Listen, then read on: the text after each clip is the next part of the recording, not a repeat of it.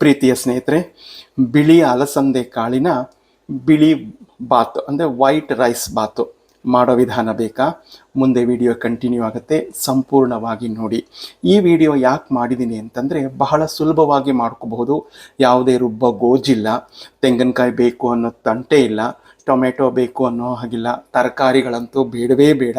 ನೀವು ತರಕಾರಿಯನ್ನು ಹಾಕಿ ಮಾಡ್ಬೋದು. ನಾನಿಲ್ಲಿ ದಪ್ಪ ಮೆಣಸಿನ್ಕಾಯಿ ಹಾಕಿದ್ದೀನಿ ಮತ್ತು ಬಿಳಿ ಅಲಸಂದೆ ಕಾಳು ಹಾಕಿದ್ದೀನಿ. ಯಾಕೆ ಅಂತಂದರೆ, ಒಮ್ಮೊಮ್ಮೆ ನಿಮಗೆ ಗೊತ್ತು, ತರಕಾರಿಗಳು ಮತ್ತು ಟೊಮೆಟೊ ಬೆಲೆ ಇದ್ದಕ್ಕಿದ್ದಂಗೆ ದುಬಾರಿ ಆಗಿಬಿಡುತ್ತೆ. ಆವಾಗ ನಾವು ತಂದಿರೋದಿಲ್ಲ. ಆ ಸಮಯದಲ್ಲಿ ನಾವು ಈ ರೀತಿ ಅಂಗಡಿಯಿಂದ ತಂದಂಥ ಕಾಳುಗಳು ನಮ್ಮ ಹತ್ರ ಇರುತ್ತಲ್ಲ, ಆ ಕಾಳುಗಳಲ್ಲಿ ನಾವು ರುಚಿಕರವಾಗಿ ಆರೋಗ್ಯಕರವಾಗಿ ನಾನು ಹೇಗೆ ಮಾಡ್ಕೋಬಹುದು ಫಲಹಾರನ ಅನ್ನೋದನ್ನು ಇವತ್ತು ತೋರಿಸಿದ್ದೀನಿ. ಇವತ್ತಿನ ನಮ್ಮ ಜೈ ಗಣೇಶ ಉಪಹಾರ ದರ್ಶಿನಿಯಲ್ಲಿ ರುಚಿಕರವಾದ ಬಿಳಿ ಅಲಸಂದೆ ಕಾಳಿನ ಬಾತ್ ರೆಡಿಯಾಗಿದೆ. ಇಲ್ಲಿ ಟೊಮೆಟೊ ಬೇಡ, ತರಕಾರಿಗಳು ಬೇಡ, ಅಡಿಗೆ ಅರಿಶಿನ ಬೇಡ, ತೆಂಗಿನಕಾಯಿ ಬೇಡ, ರುಬ್ಬೋ ಗೋಜಿಲ್ಲ. ಹಾಗೆ ಅದ್ಭುತವಾಗಿ ಮಾಡ್ಕೋಬಹುದು. ಮಾಡೋ ವಿಧಾನ ಸಂಪೂರ್ಣವಾಗಿ ತೋರಿಸಿದ್ದೀನಿ. ವಿಡಿಯೋನ ಸ್ಕಿಪ್ ಮಾಡದೆ ಸಂಪೂರ್ಣವಾಗಿ ನೋಡಿ, ಲೈಕ್ ಮಾಡಿ, ಶೇರ್ ಮಾಡಿ. ಹೊಸದಾಗಿ ಯಾರಾದರೂ ನಮ್ಮ ಸ್ನೇಹಿತರು ನನ್ನ ವಿಡಿಯೋಗಳನ್ನ ವೀಕ್ಷಿಸ್ತಾ ಇದ್ದರೆ ದಯಮಾಡಿ ನನ್ನ ಚಾನಲ್ನ ಸಬ್ಸ್ಕ್ರೈಬ್ ಮಾಡಿಕೊಂಡು ನಿಮ್ಮ ಸಪೋರ್ಟ್ ಮತ್ತು ಬೆಂಬಲವನ್ನು ನನಗೆ ಕೊಡಬೇಕು ಅಂತ ಕೇಳ್ಕೊತೀನಿ. ಮತ್ತೆ ತಡ, ಬನ್ನಿ ಈಗ ವಿಡಿಯೋನ ನೋಡೋಣ. ಸುಲಭವಾಗಿ ಹೇಗೆ ಮಾಡ್ಕೋಬೋದು ಅಂತ ನೀವು ಮನೆಯಲ್ಲಿ ಮಾಡಿ ತಿಂದು ಮರೆಯದೆ ನನಗೆ ತಿಳಿಸಿ. ಜೈ ಗಣೇಶ. ಹಾಯ್, ಹಲೋ, ನಮಸ್ತೆ, ಶುಭೋದಯ ಸ್ನೇಹಿತರೆ, ಹೇಗಿದ್ದೀರಾ? ನೀವೆಲ್ಲರೂ ಚೆನ್ನಾಗಿದ್ದೀರಾ ಅಂದ್ಕೊಂಡು ನಾನು ಇವತ್ತಿನ ಕಾರ್ಯಕ್ರಮವನ್ನು ಪ್ರಾರಂಭ ಮಾಡ್ತಾ ಇದ್ದೀನಿ. ನಾನೊಂದು ಇವತ್ತು ಸಿಂಪಲ್ ಆಗಿರ್ತಕ್ಕಂಥ ಒಂದು ತಿಂಡಿಯೊಂದಿಗೆ ನಾನು ಬಂದಿದ್ದೀನಿ. ಗಣೇಶ ಹಬ್ಬನೆಲ್ಲ ಮುಗಿಸ್ದೆ, ನೀವು ಎಲ್ಲ ಮುಗಿಸಿದ್ದೀರಾ ಅಂತ ತಿಳ್ಕೊಂಡು ಮಹಾಗಣಪತಿ ಎಲ್ಲರಿಗೂ ಒಳ್ಳೆಯ ಬುದ್ಧಿ ಕೊಟ್ಟು ಆಯುರಾರೋಗ್ಯ, ಐಶ್ವರ್ಯ, ಯಶಸ್ಸು, ಕೀರ್ತಿ ಎಲ್ಲ ಕೊಡಲಿ ಅಂತ ಕೇಳ್ಕೊತ ಈಗಿನ ಕಾರ್ಯಕ್ರಮವನ್ನು ಪ್ರಾರಂಭ ಮಾಡ್ತಾ ಇದ್ದೀನಿ. ಸಿಂಪಲ್ಲಾಗಿ ಒಂದು ರುಚಿಕರವಾದ ಉಪಹಾರವನ್ನು ಮಾಡೋಣ ಇವಾಗ. ಈಗ ಮೊದಲಿಗೆ ನಾನು ಕುಕ್ಕರ್ನ ಇಟ್ಕೊಂಡಿದ್ದೀನಿ ಸ್ನೇಹಿತರೆ. ಈಗ ಮೊದಲಿಗೆ ಒಂದು 3 ಸ್ಪೂನಷ್ಟು ತುಪ್ಪವನ್ನು ಹಾಕ್ಕೊತೀನಿ. ನಿಮ್ಮ ಹತ್ರ ನಂದಿನಿ ತುಪ್ಪ ಇದ್ದರೆ ನಂದಿನಿ ತುಪ್ಪ ಹಾಕ್ಕೊಳ್ಳಿ, ಮನೆಯಲ್ಲೇ ಮಾಡಿದಂಥ ತುಪ್ಪ ಇದ್ದರೆ ಅದನ್ನೇ ಹಾಕ್ಕೊಳ್ಳಿ, ಏನು ತೊಂದರೆ ಇಲ್ಲ. ಈಗ 3 ಸ್ಪೂನಷ್ಟು ತುಪ್ಪವನ್ನು ಹಾಕ್ಕೊಂಡಿದ್ದೀನಿ. ಈಗ ಒಂದು 3 ಸ್ಪೂನಷ್ಟು ಗಾಣದಿಂದ ತೆಗೆದಂಥ ಪರಿಶುದ್ಧವಾದ ಕಡಲೆಕಾಯಿ ಎಣ್ಣೆಯನ್ನು ಹಾಕೋತಾ ಇದ್ದೀನಿ. ಈ ಜಿಡ್ಡಿನಂಶ ನಿಮ್ಮ ಮನೆಯ ಅನುಗುಣವಾಗಿ ತಗೊಳ್ಳಿ, ಯಾಕೆಂದರೆ ಕೆಲವರು ಡಯಟ್ ಜಿಡ್ಡು ತಿನ್ನಲ್ಲ ಅಂತಾರೆ. ಬಟ್ ಇಂಥ ತಿಂಡಿಗಳಿಗೆಲ್ಲ ಜಿಡ್ಡಿನಂಶ ಸ್ವಲ್ಪ ಮುಂದಾಗಿರಬೇಕು ಅನ್ನೋದು ನನ್ನ ಅಭಿಪ್ರಾಯ. ಯಾವಾಗಲೇ ತಿನ್ನೋಕ್ಕೆ ರುಚಿಕರವಾಗಿರುತ್ತೆ ಸ್ನೇಹಿತರೆ. ನೋಡಿ, ಈಗ ಕಾದು ಬಂದಿದೆ. ಇಲ್ಲಿ ನಾನು 1 ಸ್ಪೂನು ಜೀರಿಗೆ ತೊಗೊಂಡಿದ್ದೀನಿ.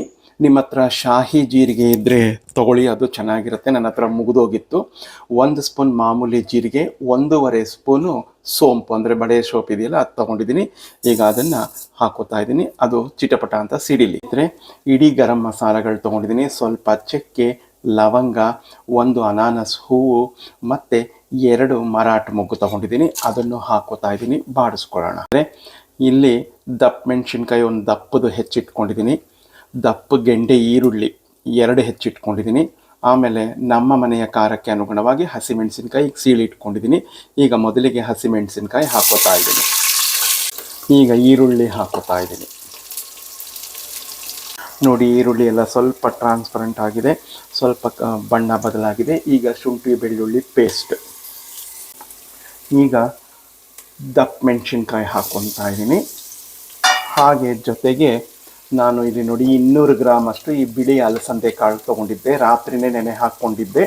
ಅದನ್ನು ಹಾಕ್ಕೊಂಡಿದ್ದೀನಿ, ಚೆನ್ನಾಗಿ ಮತ್ತೆ ತೊಳೆದು ಹಾಕ್ಕೊಂಡಿದ್ದೀನಿ. ಈ ಕಾಳನ್ನ ಉಪಯೋಗಿಸೋದ್ರಿಂದ ನಾವು ಆವಾಗವಾಗ ನಮಗೆ ದೇಹಕ್ಕೆ ಎಷ್ಟೋ ವಿಟಮಿನ್ ಸಿಗುತ್ತೆ ಮತ್ತು ನಾರಿನ ಅಂಶ ನಮ್ಮ ದೇಹಕ್ಕೆ ಸಿಗುತ್ತೆ. ಆದ್ದರಿಂದ ಕಾಳುಗಳನ್ನು ಹೆಚ್ಚಾಗಿ ಉಪಯೋಗಿಸಿ.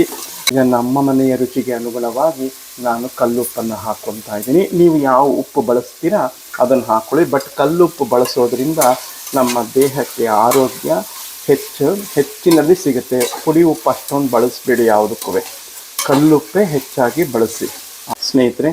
ನೋಡಿ, ಈ ಗ್ಲಾಸ್ನ ಅಳತೆ, ಯಾಕಂದರೆ ನನ್ನ ನೈಬರ್ನು ಸಹ ನಾನು ತಿಂಡಿಗೆ ಕರೆದಿದ್ದೀನಿ, ಆದ್ದರಿಂದ ಸ್ವಲ್ಪ ದೊಡ್ಡ ಗ್ಲಾಸ್ನ ಈ ಅಳತೆಯಲ್ಲಿ 2 ಗ್ಲಾಸು ಸೋನಾ ಮಸೂರಿ ರೈಸ್ನ ನಾನು ತೊಳೆದು ಇಟ್ಕೊಂಡಿದ್ದೀನಿ. ಅಂದರೆ ನೆನೆ ಹಾಕಿಲ್ಲ, ಬರೀ ತೊಳೆದು ನೀರೆಲ್ಲ ಸೋರಿಸಿ ಇಟ್ಕೊಂಡಿದ್ದೀನಿ. ಅದನ್ನು ಇವಾಗ ಇಲ್ಲಿಗೆ ಹಾಕ್ತೀನಿ. ತೊಳೆದ ತಕ್ಷಣ ನೀರನ್ನೆಲ್ಲ ಸೋರಿಸಿ ಇಟ್ಕೊಂಡ್ಬಿಟ್ಟಿದ್ದೆ. ನೀರಲ್ಲಿ ನಾನು ನೆನೆ ಹಾಕಿಲ್ಲ. ಮತ್ತೊಮ್ಮೆ ನಿಮಗೆ ತಿಳಿಸ್ತಾ ಇದ್ದೀನಿ. ಇದ್ರ ಜೊತೆಗೇನೆ ಪುದೀನ ಹಾಕ್ಕೊತಾ ಇದ್ದೀನಿ, 1 ಕಟ್ಟು ಪುದೀನ. 1 ನಿಮಿಷ ಚೆನ್ನಾಗಿ ಬಾಡಿಸ್ಕೊಂಡಿದ್ದೀನಿ. ಈಗ ನಾನು ಇದೇ ಗ್ಲಾಸ್ನಲ್ಲಿ ಅಕ್ಕಿ ತೊಗೊಂಡಿರೋದ್ರಿಂದ ಈ ಗ್ಲಾಸ್ನಲ್ಲಿ 5 ಗ್ಲಾಸ್ ಅಷ್ಟು ನೀರನ್ನು ಹಾಕ್ಕೋತಾ ಇದ್ದೀನಿ. 1 ಗ್ಲಾಸಿಗೆ 4 ಗ್ಲಾಸು ನೀವು ಅಕ್ಕಿಯನ್ನು ನೆನೆ ಹಾಕಿದರೆ, ಇಲ್ಲ ಅಂತಂದರೆ 5 ಗ್ಲಾಸ್ನ ಹಾಕ್ಕೊಳ್ಳಿ. ಕೆಲವೊಂದು ಅಕ್ಕಿ ಇನ್ನೂ ಹೆಚ್ಚಿಗೆ ಸಹ ನೀರು ಹಿಡಿಯುತ್ತೆ, ಸ್ವಲ್ಪ ನಾವು ಎಣ್ಣೆಯಲ್ಲಿ ತುಪ್ಪದಲ್ಲಿ ಹುರಿದಿರೋದ್ರಿಂದ ಅದನ್ನು ನೋಡಿ ಅಕ್ಕಿಯ ಮೇಲೆ ಡಿಪೆಂಡ್ ಆಗುತ್ತೆ. ಸ್ನೇಹಿತರೆ ನೋಡಿ, ಕುದಿ ಬರ್ತಾ ಇದೆ. ಈಗ ಕುದಿ ಬರ್ತಾ ಇದ್ದಾಗ ನಾವು ಕೊತ್ತಂಬರಿ ಸೊಪ್ಪು ಹಾಕ್ಕೊಳ್ಳೋಣ. ಕೊತ್ತಂಬರಿ ಸೊಪ್ಪು ಹಾಕ್ಕೊಂಡು ನಾನಿಲ್ಲಿ 1 ಸಣ್ಣ ನಿಂಬೆ ಹಣ್ಣನ್ನು ಪೂರ್ತಿ ಹಿಂಡಿಕೊಂಡಿದ್ದೀನಿ. ನಿಮ್ಮ ಮನೆಯ ಹುಳಿಗೆ ಅನುಗುಣವಾಗಿ ತಗೊಳ್ಳಿ, ಯಾಕೆಂದರೆ ನಾವಿಲ್ಲಿ ಟೊಮೆಟೊ ಆಗಲಿ ಏನು ಬಳಸ್ತಾ ಇಲ್ಲ. ಆದ್ದರಿಂದ ಈ ಕುದಿ ಬಂದ ನಂತರ ಈ ನಿಂಬೆಹಣ್ಣು ರಸವನ್ನು ಹಾಕ್ಕೊಂಡು ನಾವು ಮಿಕ್ಸ್ ಮಾಡ್ಕೋಬೇಕು. ಕುದಿ ಬರದೆ ನೀವು ನಿಂಬೆಹಣ್ಣು ರಸ ಹಾಕ್ಬಿಟ್ರೆ ಅದು ಕಹಿ ಬರುತ್ತೆ. ಈಗ ಕುದಿ ಬಂದಿದೆ, ನಿಂಬೆಹಣ್ಣು ರಸವನ್ನು ಹಾಕ್ಕೊಂಡಿದ್ದೀನಿ, ಮಿಕ್ಸ್ ಮಾಡ್ತಾ ಇದ್ದೀನಿ ಸಂಪೂರ್ಣವಾಗಿ. ಈಗ ನಾವು ಲಿಡ್ ಕ್ಲೋಸ್ ಮಾಡಿ 2 ವಿಷಲ್ ತಗೊಳ್ಳೋಣ. ಆಮೇಲೆ ನಂತರ ನಿಮಗೆ ತೋರಿಸ್ತೀನಿ. ಪ್ರೀತಿಯ ಸ್ನೇಹಿತರೆ ನೋಡಿ, 2 ವಿಷಲ್ ತಗೊಂಡು ಸಂಪೂರ್ಣ ಪ್ರೆಷರ್ ಇಳಿಬೇಕು. ನಾವೇ ಅದನ್ನು ಹಿಂಗೆ ಎತ್ತಿ ಇಳಿಸಬಾರ್ದು, ಅದೇ ಸಂಪೂರ್ಣ ಕಡಿಮೆ ಆಗಬೇಕು ಪ್ರೆಷರ್. ಆಗಾದಮೇಲೆ ನಂತರ ನಾವು ಈಗ ಇದನ್ನು ಓಪನ್ ಮಾಡೋಣ. ಹೇಗಾಗಿದೆ ಅಂತ ನಾನು ನಿಮಗೆ ತೋರಿಸ್ತೀನಿ. ಕುಕ್ಕರಲ್ಲಿ ಮಾಡೋದ್ರಿಂದ ಬಹಳ ಸುಲಭವಾಗಿ ಮಾಡ್ಕೊಂಬಿಡ್ಬೋದು. ನೋಡಿ, ಓಪನ್ ಮಾಡ್ತಾ ಇದ್ದೀನಿ. ಆಹಾ, ನೋಡಿದ್ರ, ಬಿಳಿ ಅಲಸಂದೆ ಕಾಳಿನಲ್ಲಿ ವೈಟ್ ರೈಸ್ ಬಾತ್. ಇಲ್ಲಿ ಯಾವುದೇ ತರಹದ ತರಕಾರಿ ಅಥವಾ ಅಡಿಗೆ ಅರಿಶಿನ, ಟೊಮ್ಯಾಟೊ ಏನನ್ನೂ ಹಾಕಿಲ್ಲ. ಸುಲಭವಾಗಿ ರುಚಿಕರವಾಗಿ ನಾವು ಈ ರೀತಿಯಾಗಿ ನಾವು ಮಾಡ್ಕೋಬಹುದು. ಅದ್ಭುತವಾಗಿ ಬರುತ್ತೆ. ಒಮ್ಮೆ ನೀವು ಮಾಡ್ಕೊಂಡು ನೋಡಿ. ಇಲ್ಲಿ ನಾನು ತೆಂಗಿನಕಾಯಿ ಹಾಕಿಲ್ಲ, ತೆಂಗಿನಕಾಯಿ ಹಾಲು ಹಾಕಿಲ್ಲ, ನಿಮಗೆ ತೋರಿಸಿದ್ದೀನಿ. ಬಹಳ ರುಚಿಕರವಾಗಿ ನಾವು ಮಾಡ್ಕೋಬೋದು. ಮನೆಯಲ್ಲಿರ್ತಕ್ಕಂಥ ಕಾಳುಗಳನ್ನೇ ಉಪಯೋಗಿಸ್ಕೊಂಡು ನಾವು ಇಷ್ಟು ಅದ್ಭುತವಾಗಿ ಮಾಡ್ಕೋಬಹುದು ಅನ್ನೋದನ್ನು ನಿಮಗೆ ತೋರಿಸಿದ್ದೀನಿ. ವಿಡಿಯೋನ ಎಲ್ಲೂ ಸ್ಕಿಪ್ ಮಾಡದೆ ನೋಡಿ. ಹೇಗಿತ್ತು ಅಂತ ನೀವು ಮಾಡಿ ತಿಂದು ನನಗೆ ಕಮೆಂಟ್ನಲ್ಲಿ ಮರೆಯದೆ ತಿಳಿಸಿ. ಮತ್ತೊಂದು ಆರೋಗ್ಯಕರವಾದ ಹಾಗೂ ಇಂಟರೆಸ್ಟಿಂಗ್ ವಿಡಿಯೋ ಒಂದಿಗೆ ಬರ್ತೀನಿ. ಎಲ್ಲರಿಗೂ ನಮಸ್ಕಾರಗಳು. ಜೈ ಗಣೇಶ.